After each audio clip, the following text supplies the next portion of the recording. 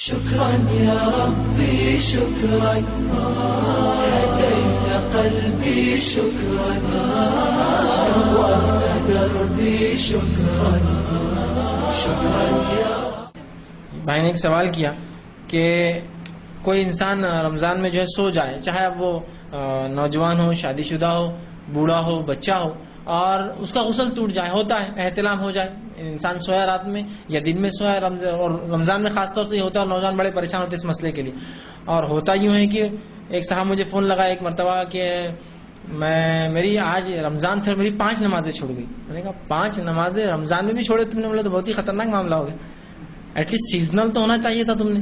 تو بولے مسئلہ ہو گیا میرے ساتھ، میری صبح طہارت ٹوٹ گئی. مطلب طہارت ٹوٹنے سے کچھ نہیں ہوتا، پھر طہارت کر لو. نہیں غسل ٹوٹ گیا. ہاں غسل ٹوٹا تو غسل کر لو.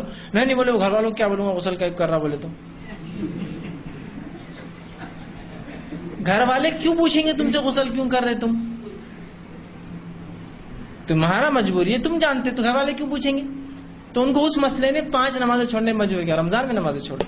تو شرعی، میں نے کہا نا، شرعی مسائل کا علم نہیں ہونے سے مضبوطی نہیں آتی مومن میں. کبھی اعمال میں مضبوطی تبھی آئیں گے جب علم ہو. تو یاد رکھیے سب سے آسان چیز تھی، آپ غسل کر دے. گھر والے پوچھے کیوں غسل کیا، تو غسل ٹوٹ گیا تھا، بولنے میں کیا حرج ہے؟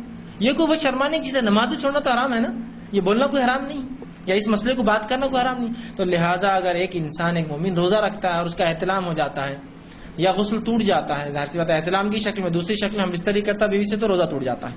احتلام ہو جاتا ہے تو وہ کیا کرے؟ غسل کر لے، اس کا روزہ مکمل ہے. اس لیے کہ احتلام ہونے سے روزے پہ کوئی فرق رتی برابر بھی نہیں آتا. اور ایک سادہ سا اصول یاد رکھ لیجئے، جسم سے کوئی چیز نکلنے پر روزہ نہیں ٹوٹتا، اندر جانے سے ٹوٹتا ہے.